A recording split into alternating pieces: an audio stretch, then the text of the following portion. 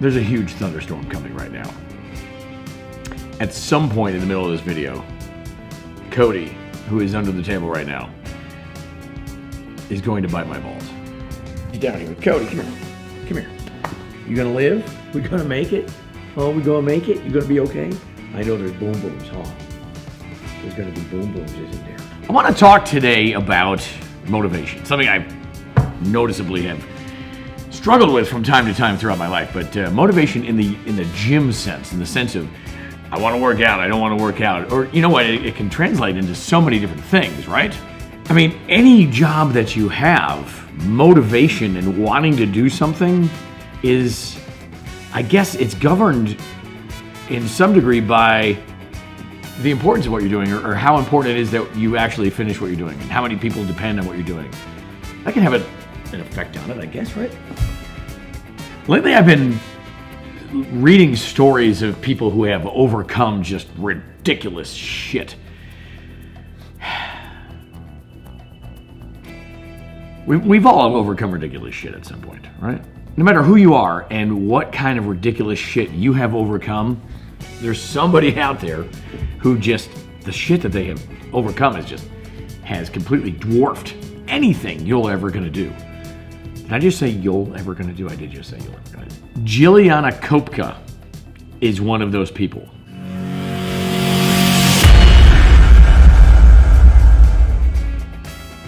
It was December 24th, 1971, and Jiliana Kopka was on a flight to Lima, Peru with her mom. They had she had just graduated from high school, and they were going to visit her dad in Lima.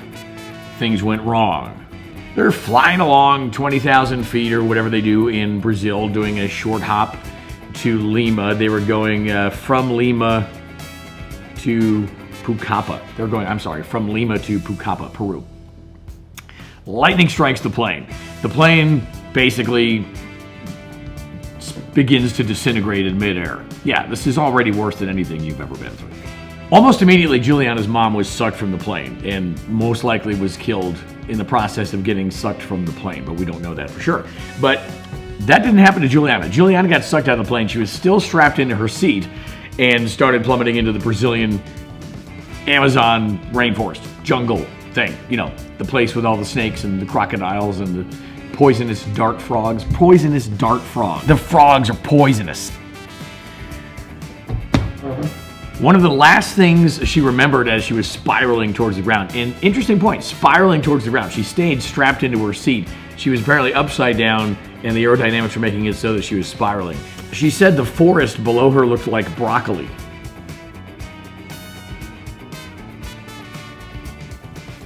And then she plummeted into the Amazon. Okay, let's just a little side rant here. Let's just name some things that can kill you in the Amazon jungle. The Brazilian wandering spider can kill you.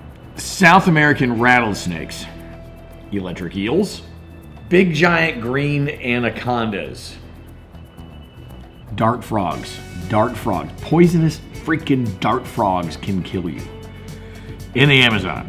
She just fell out of a plane and crashed into this place. Well, miraculously, she survived the plummeting descent into the Amazon jungle. When she woke up, she woke up and then regained consciousness, or regained her memory of events about 20 hours apart from each other. I don't know how they figured that out, but that's how the story goes. She figures that when she finally started remembering things again, it had been about 20 hours because she was up. She had unbuckled her seatbelt and was up and walking around. She had a concussion. She had a broken shin, a fractured shin. She had a torn ACL, deep lacerations on her arm and on her leg. The one on her arm was infested with maggots, and she had a broken collarbone. No, maybe that doesn't sound so bad. So after 20 hours, she regained consciousness and figured that she had unbuckled her safety belt from her chair and was up and walking around. But a whole day and a half went by before she could actually walk around. And walk around she did. So at one point, after wandering around in the Amazon jungle, which once again, let's just review: poison dart frogs, green anacondas, jaguars, electric eels. Oh, I forgot all about the red-bellied piranhas earlier. Red-bellied piranhas. South American rattlesnakes, Brazilian wandering spiders, poison dart frogs. Okay, so she's walking around. Vultures start circling overhead. Always a good sign when vultures are circling overhead. Imagine being at your job and vultures start circling overhead. Imagine being anywhere and vultures start circling overhead. Anyway, the vultures were not circling for no reason whatsoever. She had stumbled across a bunch of the other members of her flight. They had landed also strapped into their seats, but they landed head first into the ground and actually sunk into the ground so far that only their feet were sticking out. Afraid that one of these people might be her mom, she was checking the feet that were sticking out of the ground. None of them had the nail polish that she knew her mom wore, so none of them were her mom. And that was 4 days in, 4 days after the crash. Incidentally, she was only wearing a dress and at this point only had one shoe left. So I'm only about halfway through this story. How's your day going? Are you having a bad day? Are you really having a bad day? Are you really? It's not as bad as it seems. So another couple of days into her wandering around in the Amazon jungle after she got sucked out of a plane that was struck by lightning flying over the Brazilian Amazon jungle, she found a small stream. So now Survival 101 kicked in, and she had actually spent much of her life in this forest, and she was very familiar with the rainforest, and she knew that it wasn't as scary as it was sometimes portrayed to be. By the way, I call bullshit on that. It's pretty scary. But she found a small stream. She followed the small stream. The small stream went to a bigger stream. That went to a bigger stream. That went to a bigger stream. And eventually she found a boat. Can you imagine, just back up for a second. Can you imagine going through all of this and then finally seeing a boat? I mean, it would seem like it was just some sort of mirage. In fact, I think I did read that she thought it was a mirage and she had to actually go up and touch it. You got street sausage, chicken. But there was a small boat. So the boat was on the edge of the stream that she was walking in. Let's back up a little bit because I just remembered another important note. Let's talk about the crocodiles for a second. Crocodiles. That's one of the things in the river that can, eat you and stuff. Crocodiles. Well, Juliana knew that the crocodiles don't typically go after people because there's other easier things to get, I guess. So she decided that it was easier to walk in the crocodile-infested rivers than instead of alongside them. I trust her on this decision. I do.